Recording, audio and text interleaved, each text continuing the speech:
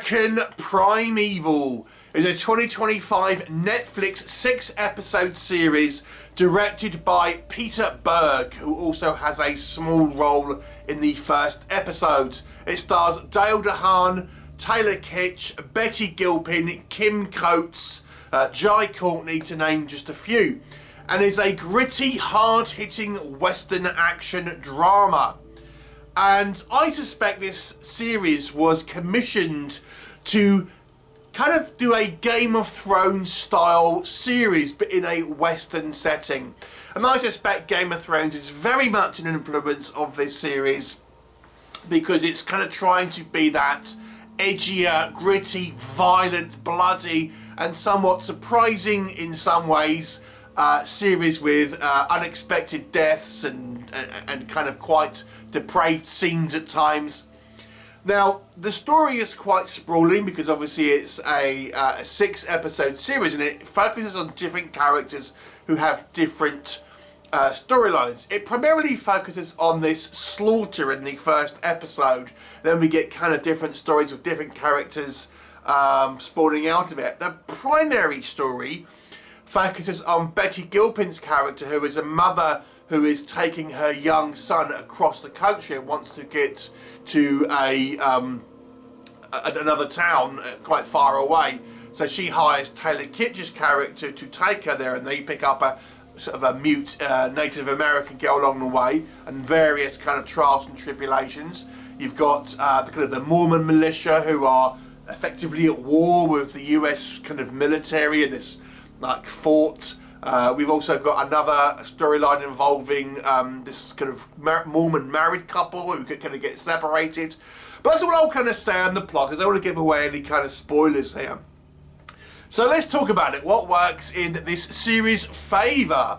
I think this series is very cinematic. I mean, it's very well shot, and it does feel like a movie at times in the way that it's kind of framed and things like this. And obviously, again, that production sort of value of a high budgeted series like Game of Thrones is evident here. Obviously, it's not as elaborate in regards to the kind of the fantastical sets and things, but nonetheless, you do feel there's real sort of budget has been put behind this series, and time and thought. Peter Berg, you know, an experienced director at this point, you know, he's worked with you know, many kind of like productions before, and I think it's got an assured hand here.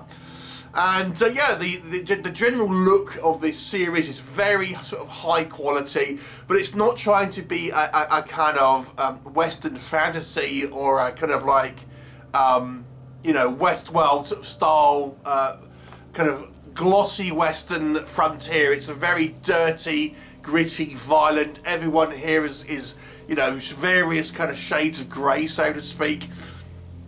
And, you know, even some of our kind of protagonist characters have kind of darker sides and may have selfish motivations at times and things like this. So, you know, it's a very kind of, as I say, going for that kind of Game of Thrones mould where, you know, there are sort of, I guess, good guys, but even they sometimes do morally questionable kind of stuff.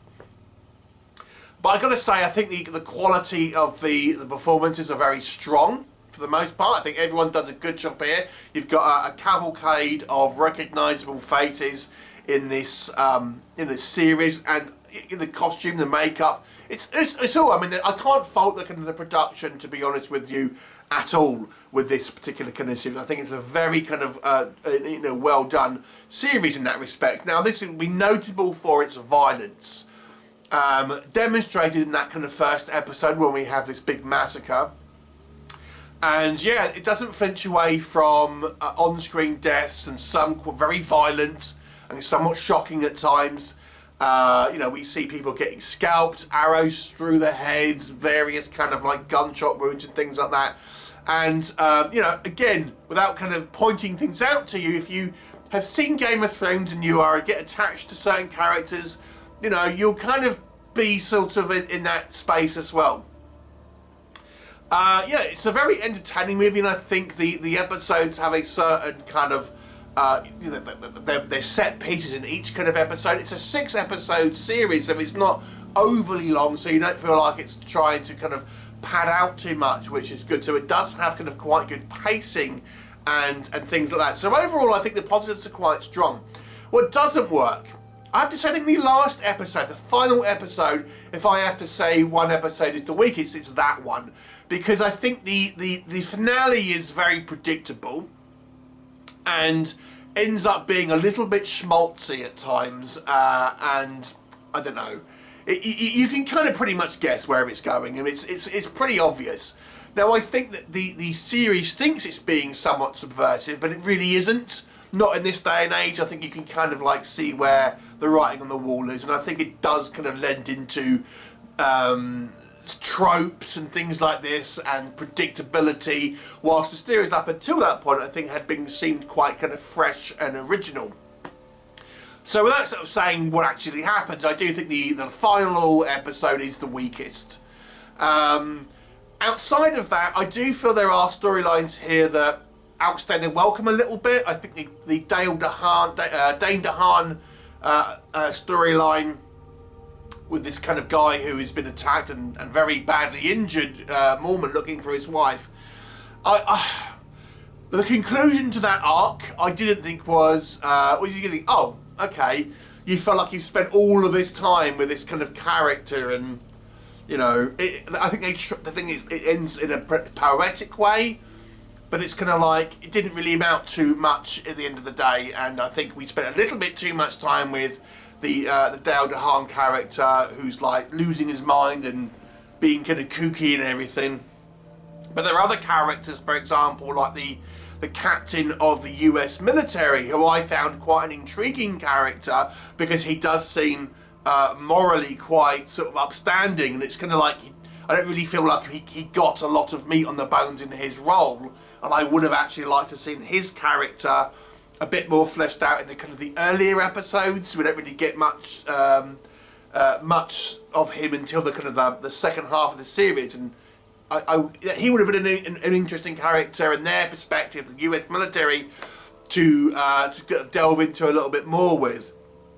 There are some dumb decisions made by characters, I have to say, and I think they have that typical thing where we have this group of characters that don't get along and they're arguing, they get themselves in trouble, but eventually they're kind of going to, you know, come together. So although this series does have a degree of originality and freshness, there are still some kind of like basic kind of writing here at times, and as I say, especially in that last episode.